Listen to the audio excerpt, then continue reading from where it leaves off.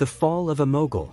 On July 2, 2025, the rap mogul Sean Diddy Combs, once an icon of opulence, power, and cultural influence, sat motionless in a Manhattan courtroom. The jury's verdict: guilty on 2 counts of transporting individuals for prostitution under the Mann Act. More severe charges of racketeering and forced sex trafficking had been dropped. Shocking. Resounding. Explosive. In that charged moment, the air felt thick with consequence. Combs, once untouchable, now faced real prison time, up to 20 years.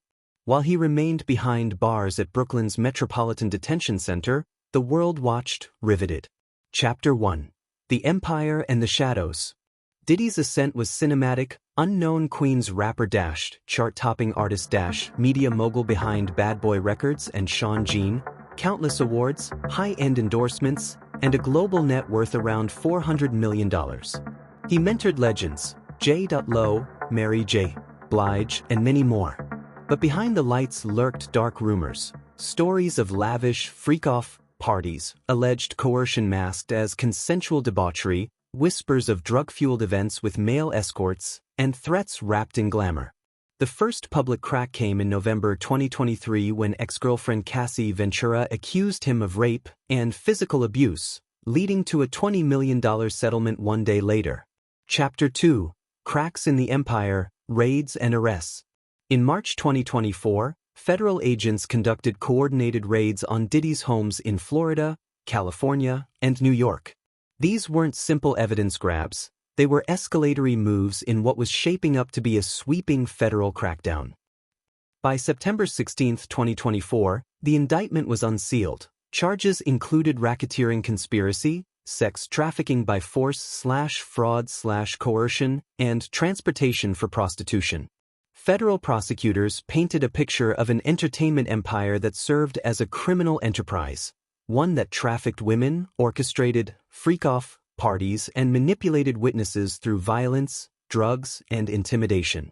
Combs was arrested in Manhattan and denied bail multiple times, with judges citing risk to the community and witness tampering. Chapter 3. Under the Gavel. The federal trial unfolds.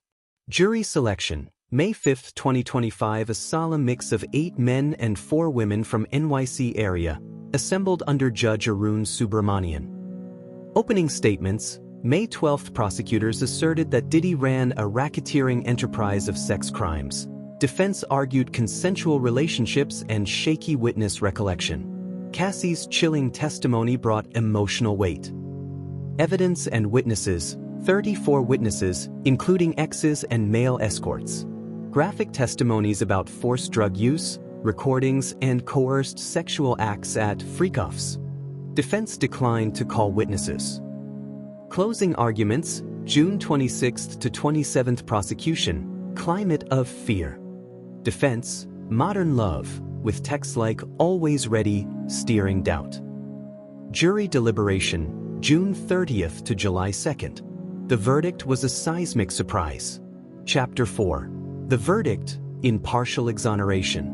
Guilty, 2 counts for transportation for prostitution, one involving Cassie Ventura, another using a pseudonym, Jane.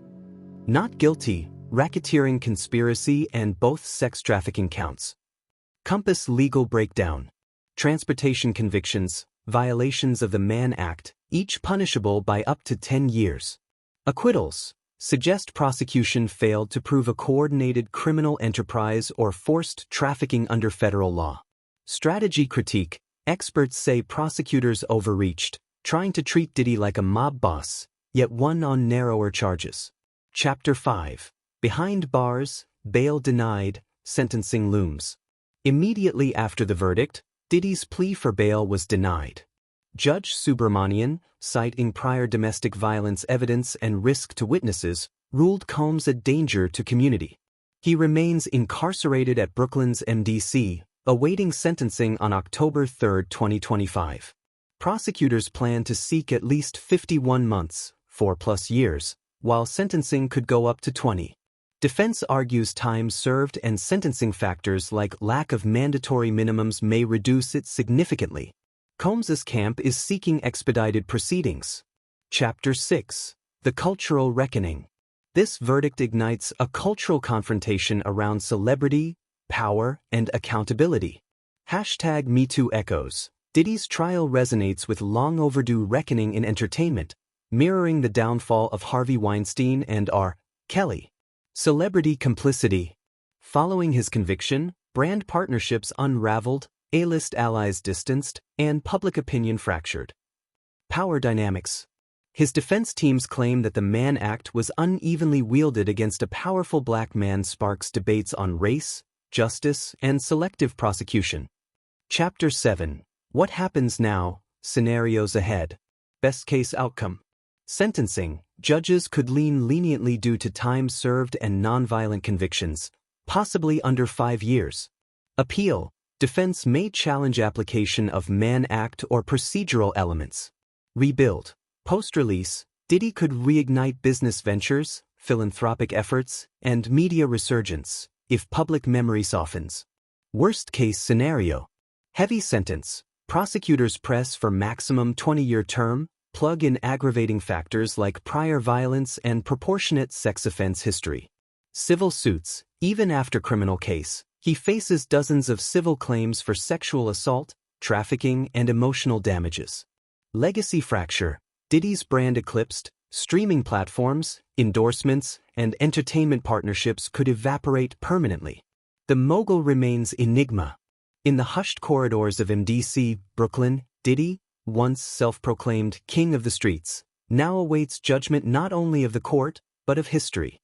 Will this be remembered as the fall of an icon reclaimed by redemption, or the final chapter in a cautionary tale of fame's fragility? What we do know, the full arc, from empire to indictment, trial, partial downfall, is not just his story. It's a mirror to a culture grappling with power, consent, and accountability. Like and subscribe.